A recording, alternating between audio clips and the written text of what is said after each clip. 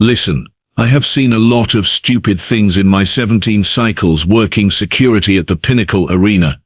I have watched Gorthian berserkers headbutt reinforced durasteel until their skulls cracked.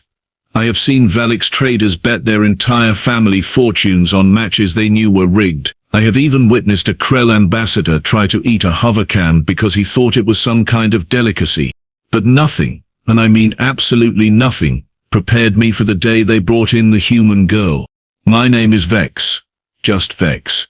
I am a Thornback, which means I am covered in biometallic plates that could stop a plasma bolt at close range.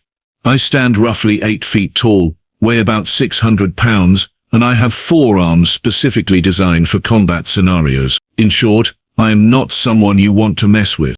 So when my supervisor, a nervous little Quillix named Pepper, came skittering into the break room with all 6 of his eye stalks twitching like he had just seen a ghost, I knew something was very wrong. "Vex," he squeaked, his voice doing that annoying thing where it went up 3 octaves. "We have a problem." I did not even look up from my nutrient paste.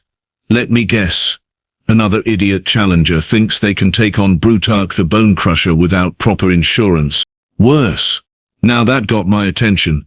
I set down my meal and fixed him with my best intimidating stare. Worse than someone getting their spine rearranged for entertainment. Pepper's eye stalks drooped. The council approved a special exhibition match. They are bringing in a human. I laughed. I actually laughed so hard that I snorted nutrient paste out of my breathing slits. A human, one of those soft little Deathworlders, the ones who look like they would break if you sneezed on them. That is what I said. Pepper's relief was palpable. But apparently there is some new documentary series about Earth and the ratings have been incredible. The council thinks putting a human in the arena will draw massive crowds. So, let me get this straight. I stood up, my plates shifting with a metallic scrape. They want to put a creature from Earth, a species that only recently joined the Galactic Union, into a combat arena for entertainment. Not just any combat arena, Pepper corrected miserably. They want her to fight Kzzak. Now for those of you who do not follow arena combat, let me explain who Kzzak is. Kzzak is a Draxian war form, which is essentially a 9-foot-tall nightmare, made of chitinous armor, razor-sharp appendages, and pure concentrated violence. Kzzak has won 47 consecutive matches, his last opponent, a Gorthian berserker, who had killed 3 people just getting to the arena, lasted exactly 12 seconds. They are going to kill her, I said flatly. Probably, Pepper sighed. But the human signed all the waivers. She knows what she is getting into. Does she though? I grabbed my security harness and started strapping it on. Has anyone actually explained to her what Kzzak does to his opponents? The translated drones handled all the negotiations. Pepper was following me now as I headed toward the prep chambers. Look, Vex, I do not like this either, but orders are orders. The match is scheduled for tonight. Prime viewing hours. They are expecting record attendance. Of course they were. The galaxy loved a good spectacle. And what could be more spectacular than watching a fragile human get torn apart by one of the arena's most vicious fighters? It was disgusting. It was barbaric. It was exactly the kind of thing that made me hate this job. The prep chambers were located 3 levels below the main arena floor. As we descended, I could already hear the crowd gathering above us, the rumble of thousands of beings from hundreds of worlds, all excited to see blood spilled on the sand. Which chamber? I asked. 7C. I palmed the access panel, and the door slid open with a pneumatic hiss. Inside, sitting on a bench that was clearly too large for her, was the human. She was tiny, maybe 5.5 feet tall, with light brown skin and dark hair pulled back in some kind of functional braid. She wore simple combat gear, nothing fancy, just reinforced fabric and basic padding. No armor, no weapons. No enhancements that I could see. She looked up when we entered, and I got my first good look at her eyes. They were brown, warm, and completely calm. "Hey," she said, her voice surprisingly steady. "You guys here to take me up?" "In approximately 15 minutes, Pepper said, consulting his datapad. "I am required to inform you that you can still withdraw from the match. The penalties are substantial, but they are significantly less than probable dismemberment. The human smiled. Actually smiled. Thanks for the concern, but I am good. Miss? I checked my own datapad. Miss Kira Stone. Do you understand who you are fighting? Kzzak the Mangler. She stood up, rolling her shoulders. 9 feet of angry insect with a perfect record. Yeah, I did my homework. Then you understand that he will try to kill you, I said bluntly. He will try. That smile again. It was starting to unnerve me. Look, I appreciate the concern. Really? But I have been training for this my whole life. Training? Pepper's eye stalks went rigid. What kind of training could possibly prepare you for the fun kind? Kira bent down and started stretching, touching her toes with an ease that made my own joints ache just watching. You know, I actually tried to get information about Draxian physiology from the public databases, but apparently, a lot of that stuff is classified. Something about trade secrets and biological patents? That is correct, I confirmed. Most species keep detailed information about their combat forms restricted. Figures? She straightened up and started doing these weird twisting movements. So I had to improvise, watched every single one of Kzzak's matches, studied his movement patterns, reaction times, attack strategies. Took me about 3 days. 3 days. She had prepared for a fight against a killing machine in 3 days. Miss Stone. I tried one more time. This is not a sparring match. There are no rules, no timeouts, no medical intervention until one combatant is unconscious or dead. I know. She met my eyes again, and for just a moment I saw something there. Something that made my combat instincts scream a warning. That is why I picked this fight. You picked this? Pepper nearly dropped his datapad. We were told you were randomly selected. Yeah, well, I might have pulled a few strings with the documentary producers. Told them I wanted the biggest, nastiest, most dangerous opponent available. She grinned. You know, for ratings, she was insane. That was the only explanation. The human was completely out of her mind. 5 minutes came the announcement over the chamber speakers. Kira nodded and started toward the corridor that led to the arena floor. Then she paused and looked back at us. Oh, one more thing.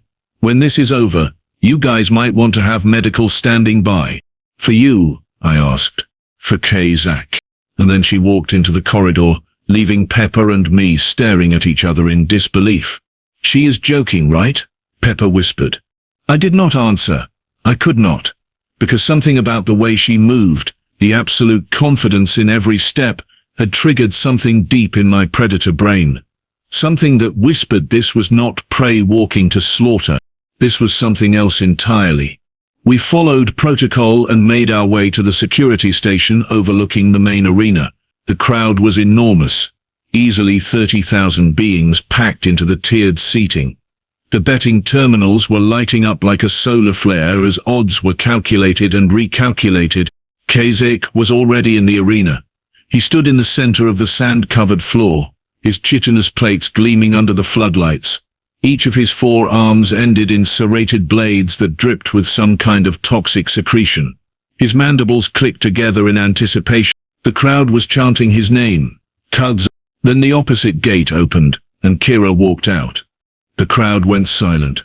Completely, utterly silent. 30,000 beings all had the same thought at the same moment. This tiny creature is about to die. Kira walked to the center of the arena, stopping about 20 feet from Kzzak. She did not look nervous. She did not look scared. She looked focused. The arena master, a pompous Velix with far too many decorative scales, activated the announcement system. Beings of the Galactic Union, tonight we present a special exhibition match. In one corner, the undefeated champion, Kzzak the Mangler. The crowd erupted. Kzzak raised all 4 arms and roared, the sound that made the arena foundations vibrate. And in the other corner, making her arena debut, Kira Stone, a human from the Deathworld designated Earth. Scattered cheers, mostly from the sections where humans and human-adjacent species sat. The rest of the crowd was already calculating how quickly this would end. Combatants ready? The arena master looked at both fighters. Kzzak clicked his mandibles in confirmation. Kira just nodded. Then let the match begin. Kzzak moved first. Draxian warforms are fast, way faster than something that size has any right to be. He closed the distance in less than a second, all four blade arms swinging in a coordinated strike pattern designed to slice his opponent into convenient pieces.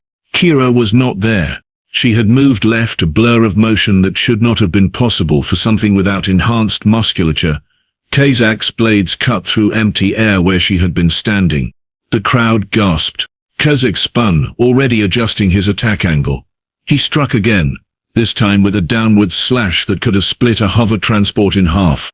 Kira ducked under it, rolled forward, and came up behind him. Her hand moved, almost too fast to see, and she struck something on Kzzak's lower back. Kzzak roared and stumbled forward. What just happened? Pepper was leaning so far forward he was in danger of falling over the railing. I was already pulling up the replay on my datapad. The crowd was buzzing now, confused. Kzzak never stumbled. Kzzak never missed. The replay showed it clearly. Kira had struck a specific point between two of Kzzak's chitinous plates. A weak point, a nerve cluster that Draxian warforms used to coordinate their multi-limb attacks. She had known exactly where to hit him.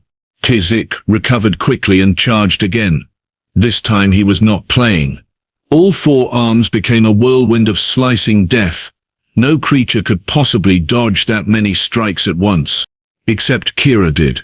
She moved like water, like she knew where each blade was going to be before Kzzak even started the strike. She twisted, ducked, spun, and somehow ended up inside his guard.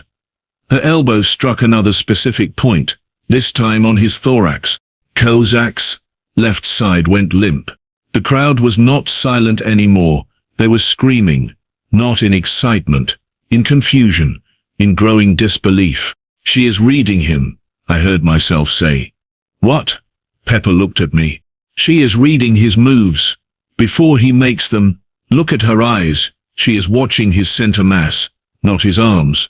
She is predicting his attacks based on weight distribution and muscle tension. That is impossible. No one can. Kzzak roared again. But this time there was something different in the sound. Something I had never heard from him before. Fear. He struck again, wilder now, less controlled. Kira dodged, then did something that made the entire arena collectively hold its breath. She moved in close, grabbed one of his blade arms with both hands and broke it. The sound echoed through the arena like a gunshot. Kzzak screamed. Kira was not done. She moved with mechanical precision, striking weak points that should not have been accessible, should not have been known. Each hit compromised another part of Kzzak's combat effectiveness. Right arm blade. Left leg mobility joint. Another nerve cluster. Secondary mandible hinge. It was not a fight. It was a systematic dismantling. The crowd was in an uproar. Beings were standing, shouting, arguing. The betting terminals had crashed from everyone trying to change their wagers at once. Kzzak, the undefeated champion, was on one knee now. 3 of his 4 arms hung useless. His legendary speed was gone, compromised by strategic nerve strikes. Kira stood in front of him, barely breathing hard. Then she did something that made my blood run cold. She looked up at the crowd, at all 30,000 beings watching in stunned silence, and she smiled. Not a friendly smile, not a victorious smile. A smile that said, "We are just getting started." Kzzak tried to stand. Give him credit for that much. Even with 3 of his 4 limbs compromised, even with his nervous system probably screaming at him to flee, he tried to get back up. Warriors do not go down easy, regardless of species. Kira watched him struggle. She did not attack. She just stood there, waiting, like she had all the time in the world. The crowd did not know what to do with that. Neither did I, honestly. "Why is she not finishing him?" Pepper whispered beside me. His eye stalks were twisted in configurations I did not even know were possible. "Because she is making a point," I said quietly. And suddenly, I understood what I was witnessing. This was not about winning. This was about sending a message. Kzzak finally managed to get both legs under him. He swayed, his remaining functional arm held out defensively. His mandibles were clicking rapidly, which in Draxian body language meant extreme distress. The arena master was frantically consulting with someone off-screen. Probably the council representatives. This was not how these things were supposed to go. The human was supposed to die quickly. Entertainment was supposed to be provided. Bets were supposed to be settled. Instead, they had a situation. Kira tilted her head, studying Kzzak like he was a particularly interesting puzzle. "You know what your problem is?" she called out. Her voice carried across the sand, amplified by the arena acoustics. Kzzak did not respond. Could not respond, probably. But everyone was listening. "You rely too much on intimidation," Kira continued, starting to circle him slowly. "You are big, you are scary looking, you have all these sharp bits. And 99.9% of the time, that is your opponents see you, their survival instincts kick in, and they are already half beaten before the fight starts." She paused in her circling. "But here is the thing about humans. Our survival instincts are weird. You know what we do when we see something dangerous, when we see something that could kill us." The entire arena was silent, waiting. "We study it, we figure out how it works, we find its weaknesses, and then we teach each other how to kill it." She smiled again. "We are really, really good at killing things that are bigger than us." Kzzak lunged. It was desperate, uncoordinated, nothing like his usual fighting style. Kira sidestepped casually and struck his remaining arm at the joint. Not hard enough to break it this time, just hard enough to remind him that she could. "Your species has been spacefaring for what, 6,000 years?" Kira asked. "You have gotten comfortable, you have rules, you have weight classes, and fair fight regulations. You have forgotten what real combat looks like." She moved again faster than before, and suddenly she was behind Kzzak. Her hand rested lightly on the back of his neck, right where his primary neural column entered his skull. "Humans? We have been trying to kill each other for our entire existence. We have never stopped. We invented 1,000 different ways to fight, and then we taught them to anyone who wanted to learn. We call it martial arts, and it is not about being the biggest or the strongest." Her fingers pressed slightly. Kzzak went very, very still. "It is about being smarter." She released him and stepped back. Kzzak collapsed onto the sand, conscious but completely unable to move. Kira had hit some kind of pressure point that paralyzed him without causing permanent damage. The crowd exploded. Not in cheers, not really. It was more like the sound of 30,000 beings all having the same terrifying realization at exactly the same moment. Humans were not harmless. Humans were not weak. Humans were apex predators who had spent their entire evolutionary history learning how to kill things that should have killed them first. And they had just joined the Galactic Union. Medical to the arena floor, the arena master announced, his voice shaking slightly. "We have a winner. We have a winner. Kira Stone wins by technical submission."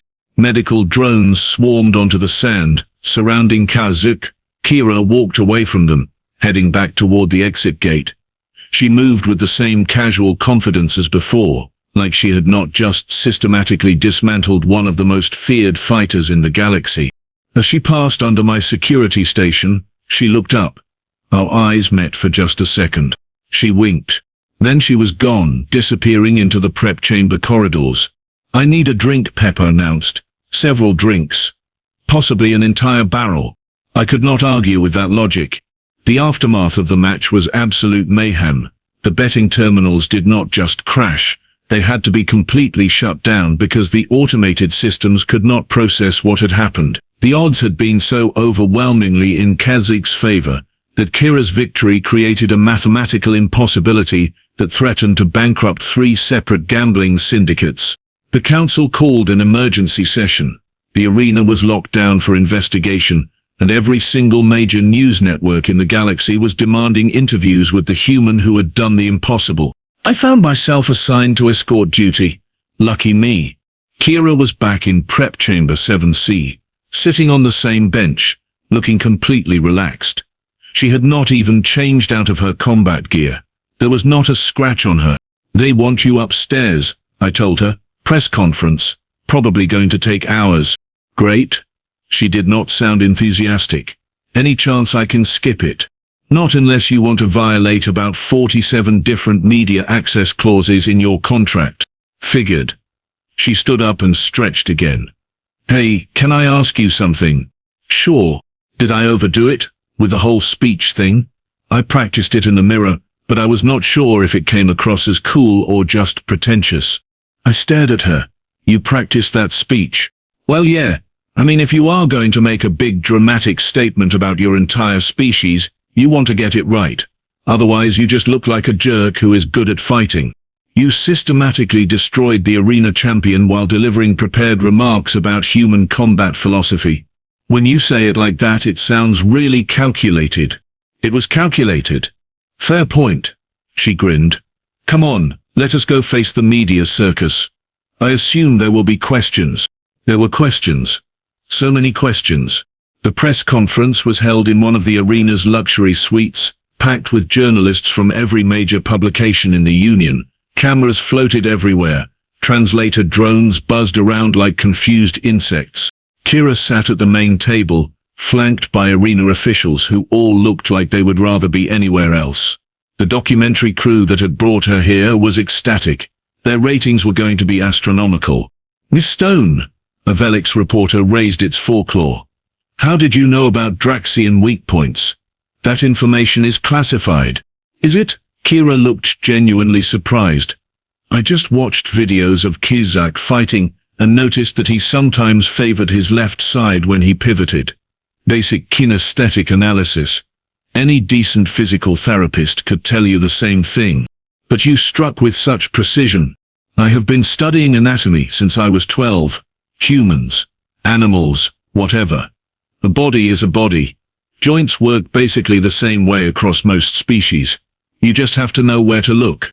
A Quilix journalist spoke up next. Are all humans capable of this level of combat? Me? No, I am actually not even in the top 1,000 fighters on Earth. There are people back home who would have finished that fight in 30 seconds. The room went silent at that. You are joking, someone said weakly. Not even a little bit. I am just a generalist. I know a little bit about a lot of fighting styles. But we have specialists who have spent their entire lives perfecting single techniques. We have people who can kill you with their bare hands in ways you would not even understand until you were already dead. An official from the arena governing board leaned forward. Miss Stone, are you saying that Earth has an entire population trained in lethal combat? Trained? No. Capable? Yes. Kira paused. Look, I know how this sounds. But you need to understand something about human history. We evolved on a planet that was actively trying to murder us. Everything on Earth is either predator or prey, and humans are the apex predators by default. We survived ice ages, plagues, predators with bigger teeth and claws than us. We survived each other, which honestly was usually the bigger threat. We did not get to the top of the food chain by being nice. We got there by being too stubborn to die and too smart to fight fair. A human journalist, one of the few in the room, spoke up. Kira, some critics are saying that your performance today reinforces negative stereotypes about Earth being a death world. How do you respond? Kira laughed. Earth is a death world. That is not a stereotype. It is a geological classification. Our gravity is higher than average. Our atmosphere is corrosive to like a third of known species. We have weather patterns that can level cities. We have ocean predators that eat boats. We have land predators that hunt for sport. We have insects that can kill you in 12 different ways. And humans sit at the top of that ecosystem. So yeah, maybe the rest of the galaxy should be a little bit cautious. Not because we are violent, we are not. Mostly, but because we come from a place where violence was the only option for survival. She looked directly at the camera. But here is what everyone seems to be missing. Yes, humans are dangerous. Yes, we know how to fight. But we also know when not to fight. We know how to cooperate. We know how to build instead of destroy. That is what actually makes us successful. We just also know how to break things when we need to. It is called insurance. The press conference went on for another 2 hours. By the end of it, Kira had somehow managed to be both terrifying and charming, which seemed to be a very human trait. When it finally ended, I escorted her back toward the prep chambers. The arena was mostly empty now, just security and cleaning crews. That went well, Kira said cheerfully. You just told the entire galaxy that humans are incredibly dangerous. You told them we are survivors. There is a difference. She glanced at me. You are worried. Of course I am worried.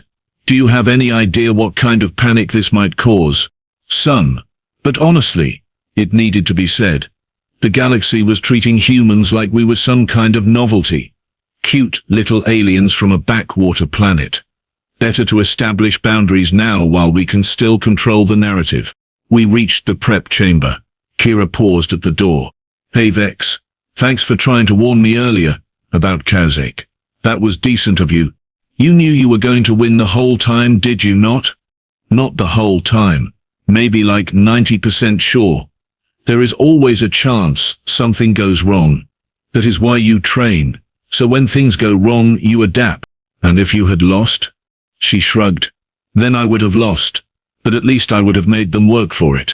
She disappeared into the chamber, leaving me standing in the corridor wondering what exactly Earth had just unleashed on the galaxy. 3 days later, the Galactic Council announced new regulations for arena combat. Weight classes were restructured, medical requirements were enhanced, and most significantly, any human entering arena combat had to undergo psychological evaluation and demonstrate their understanding of appropriate force levels. It was the first time in Union history that an entire species had been given special regulatory attention based on a single fight. Kira became an overnight celebrity. Endorsement deals, interview requests, speaking engagements. The documentary series about Earth went from moderate success to the highest-rated program in Union history. And everywhere humans went in the galaxy, they were treated with just a little bit more respect.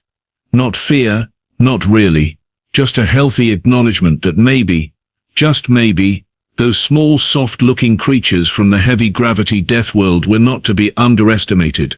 As for me, I kept working security at the Pinnacle Arena, but I requested a transfer out of human event management.